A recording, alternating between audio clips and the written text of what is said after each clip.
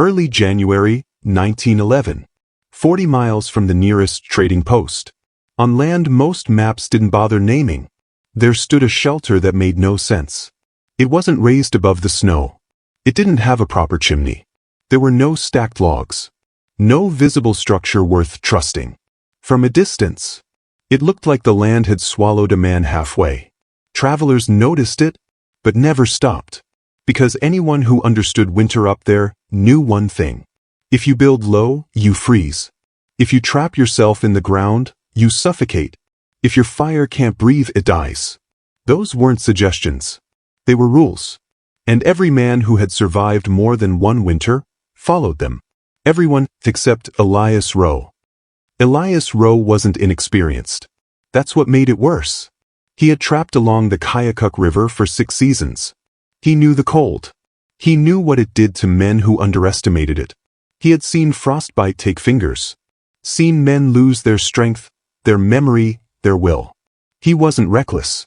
He just didn't trust what everyone else trusted. When Elias claimed his ground that winter, he didn't start cutting trees. He didn't mark out a cabin. Instead, he started digging. At first, people thought it was temporary. A storage pit. A root cellar. But he kept going. Day after day, deeper into frozen earth. Not wide. Not tall. Just enough space to sit, turn, and sleep.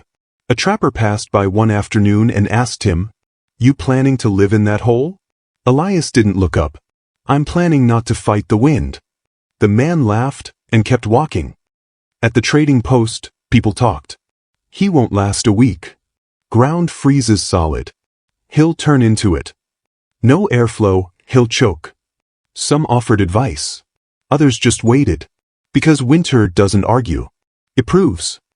By mid-October, the structure began to take shape. But it still didn't look right. The entrance sloped downward, like a narrow tunnel. You had to crouch, then crawl, before reaching the chamber. Inside, the space was rounded. Carved, not built. The walls were packed tight with frozen earth, reinforced with spruce. No gaps. No seams. Nothing for wind to find. Above it, layers of snow, soil, and hide sealed everything in place.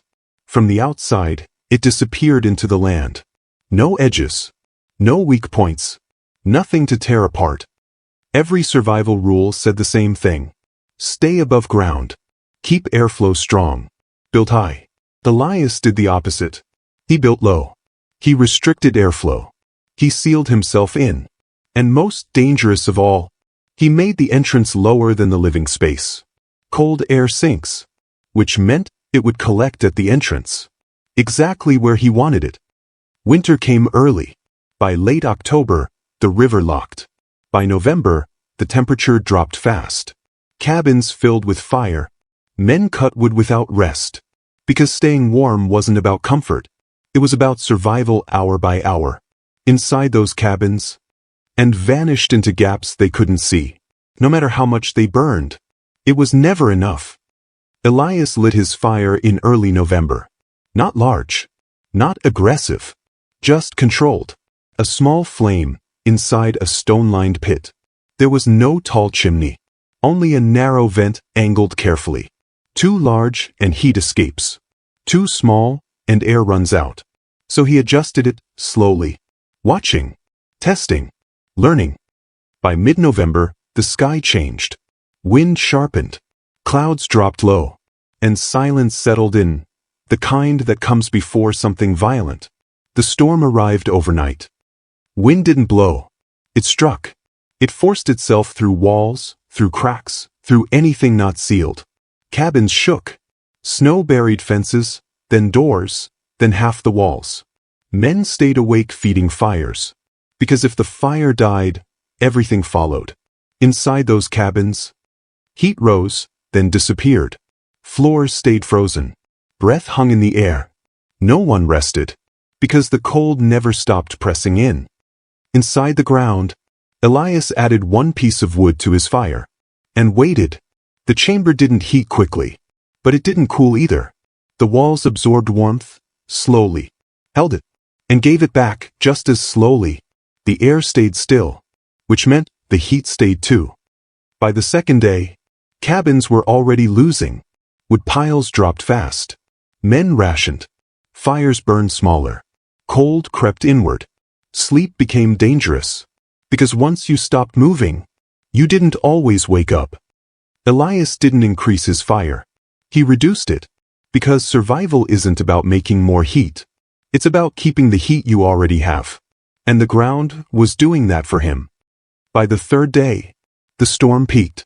Visibility vanished. Temperature dropped beyond measure. Cabins turned into traps. Men rotated by the fire. Some broke furniture for fuel. Others stayed awake, afraid to sleep. Everything became desperate. Elias slept. Not deeply, not comfortably, but steadily. The fire burned low. The walls stayed warm. The cold never reached him the way it reached the others. On the fourth morning, the wind stopped. Completely. Silence returned. But this time it was heavy. Men stepped outside exhausted, measuring what they had lost. Some shelters held. Most barely did. None came through untouched. A mail carrier checked Elias' claim. He expected the worst. Instead, he found a shallow dip in the snow. And a narrow entrance, almost hidden. He cleared it. Crawled inside. Warm air met him immediately. Not hot. Not dry.